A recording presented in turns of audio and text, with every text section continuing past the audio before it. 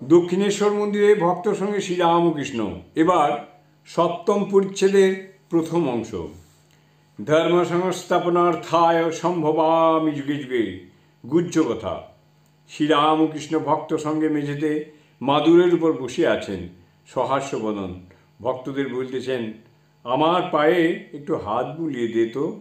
ভক্তেরা পদসেবা করিতেছেন মাস্টারের প্রতি সহাস্যে। এর পদসেবার অনেক মানে আছে। আবার নিজের হৃদয়ে হাত রেখে বলতেছেন, এর ভিতর যদি কিছু থাকে, পদসেবা করলে অজ্ঞান অবিদ্যা একেবারে চলে যায়। হঠাৎ শ্রীরামকৃষ্ণ গম্ভীর হইলেন, যেন গুহ্য কথা বলিবেন। শ্রীরামকৃষ্ণ মাস্টারের প্রতি, এখানে অপর লোক কেউ নাই। সেদিন হরিশ কাছে ছিল, দেখলাম খোলটি অর্থাৎ দেহটি ছেড়ে সচ্চিদানন্দ বাহিরে এলো। এসে বললে, আমি যুগে যুগে অবতার। তখন ভাবলাম, বুঝি মনের খেয়ালে ওইসব কথা বলছি। তারপর চুপ করে থেকে দেখলাম।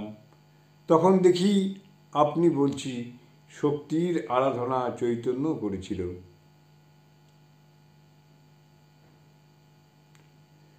তারপর চুপ করে দেখলাম, তখন দেখি আপনি বলছে শক্তির আরাধনা চৈতন্য করেছিল। ভক্তেরা সকলে অবাক হইয়া শুনিতেছেন।